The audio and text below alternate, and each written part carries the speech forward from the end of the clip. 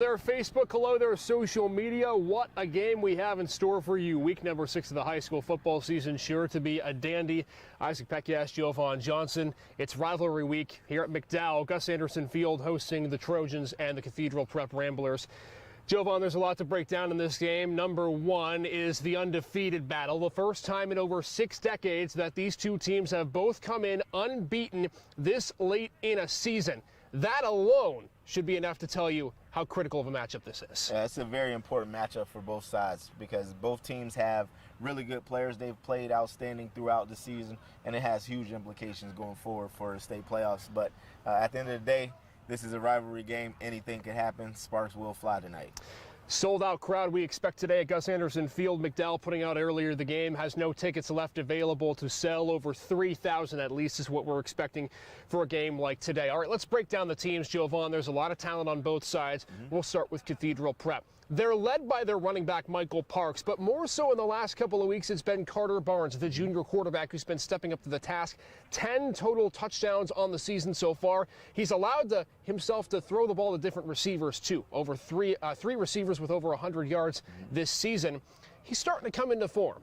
He's starting to come into form. You know why? Because he's practiced it. He's seen the different defenses. The game's starting to slow down for him.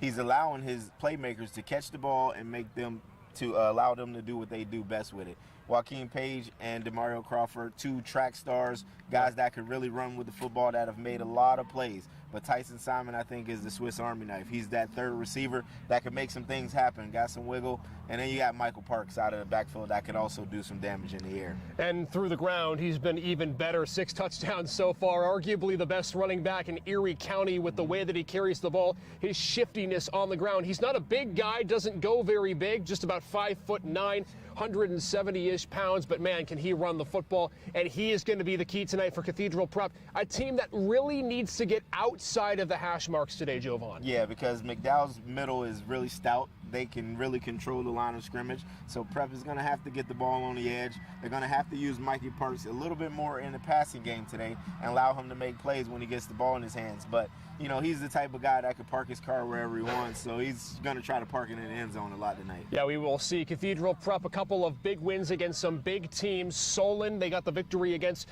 2 weeks ago, and then coming in from New York, St. Francis, one of the top teams in the New York State area. Cathedral Prep able to get the win, too. How important are those 2 wins in a game like this? Well, they're battle-tested. You know, they've played some tough games. They've played against some really good players, some really good opponents, so they're battle-tested. They know what it takes to play in a game like this, the magnitude of it, to be able to play 60 minutes plus if needed. Let's move on to the McDowell Trojans. They're also undefeated, 4-0. You could argue 5-0 if not for a cancellation against General McLean earlier in the season due to COVID. This is also a team that's trying to work in a new quarterback. Cathedral Prep has a left-hander, Carter Barnes, and even though McDowell uses a dual-threat quarterback system, their big guy is junior quarterback Ben Moore, another lefty. Yeah, these 2 quarterbacks are very special. I mean, Ben Moore is the type of guy that can throw it. But they will lean on Simmons a little bit in this game because of the offensive line that they have at McDowell is going to control the line of scrimmage. So they're going to hand the ball off to their featured back and try to allow him to get 3 yards, 4 yards, 5 yards, get first downs, and can keep the ball in their possession. Time of possession will be major for McDowell. And that other quarterback that we're talking about is Christian Santiago. You'll see him a little bit in the read option sort of spread offense today for McDowell that the Trojans like to run in key certain downs. When we talked to head coach Brad Orlando earlier in the week, and Jovan, you pointed it out, he understands the advantage of the Trojans have tonight are their size. They're big up front, both offensively and defensively. Simmons, Ray Jackson, we expect to run through that offensive line. But one of the things he said about Cathedral Prep is they are athletic on the defensive side of the football. He expects a tough matchup today from his big guys up front. Absolutely. Those big guys up front are going to have to create lanes, howbeit big or small. They're going to have to be able to create lanes for those running backs to run through.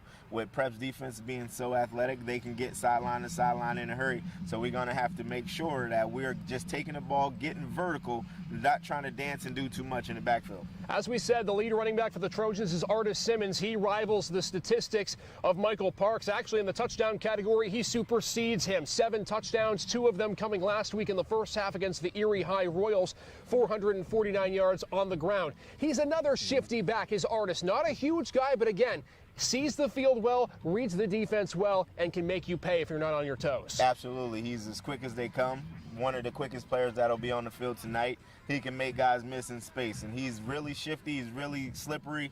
He gets out of the backfield and makes things happen. So they're going to have to keep a close eye on him because McDowell doesn't really throw the ball. They're not going to live and die in throwing the football. Simmons is going to be the key for them tonight. But when McDowell does throw the football, they like to loft it up for big man Trey Goodwine, 113 yards on the season.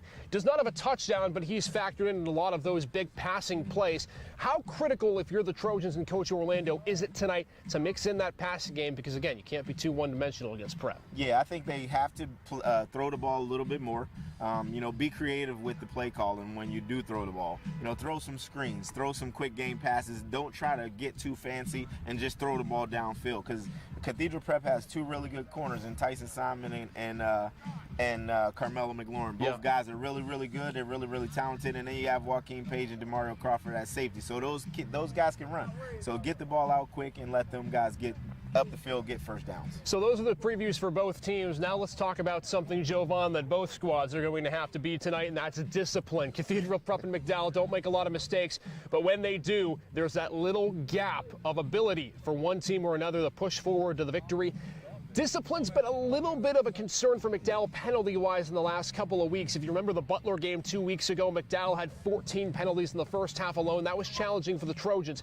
How do you clean that up tonight? Is there anything you say in the locker room, whether you're Coach Orlando or Coach Mishler, to make sure that you're not necessarily so hyped for this game that you make dumb mistakes because of it? Well, you just got to kind of keep those guys calm. You want to make sure that they understand that the game is very big and has huge implications, but at the same time, it's just the next game on the schedule. You got to play 60 minutes of clean, penalty-free football. The team that is the least penalized in this game will be the one that probably comes out with the victory. All right, let's talk about keys to the game. We'll start with Cathedral Prep. We said being outside of the hashes is a good omen for the Ramblers tonight, but there's a lot that they're going to have to do besides that. How do you get the victory tonight if you're Cathedral Prep? I think they have to use their speed. They have to get the ball outside the hashes with Michael Parks and also with DeMario Crawford and Joaquin Page.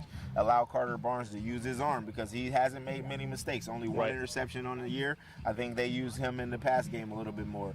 And then also on defense, they have to make sure that they can contain the running game for McDowell. How about McDowell? This is a team last year beat Cathedral Prep twice and pretty convincingly so. If you continue that success tonight for the Trojans, what's the key for them? They have to run the ball. Run the ball, get first downs, continue to keep the ball in their possession, and keep Prep's offense on the sideline.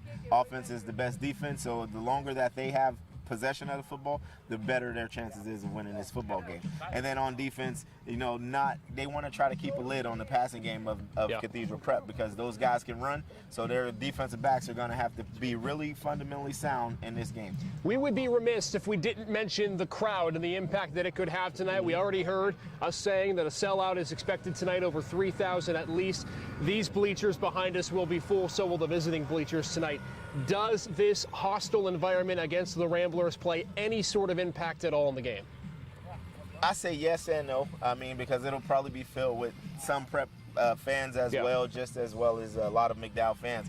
But they've been here before. This isn't the first time these guys have faced off with one another. They know each other. They know what it's going to be like in this environment. So it's going to take for the coaches to keep those guys from being chirpy with the other team so that they don't get penalized in critical positions. If it was any other team, Jovan, there might be some sort of animosity and some concern for the visitors. But then again, Cathedral Prep and McDowell know each other pretty well. Final thoughts. We're going to save our predictions for the 6 o'clock show. But final thoughts as we get ready for a big game here. It's going to be a shootout. I think both teams are going to play well, but the defenses are going to be the tell story of this game. I think the Prep Ramblers defense and how athletic they are is going to be the difference maker between the Trojans and their running game. It will be a fun 48 minutes of football as we get ready for yet another installment of Erie County's greatest rivalry and the most heated rivalry that we've had in this area for quite some time. We'll have a newscast coming up on Erie News Now at 5:30 and a report on the McDowell Trojans for Erie News Now at 6. And then tonight, Football Friday, this guy's joining us back for our 11 o'clock newscast. Prep, McDowell, and every other game around the region, too, including a couple of big ones down in Region 4. See you later, Facebook. Going to be a fun Friday. Enjoy whatever game you're attending tonight.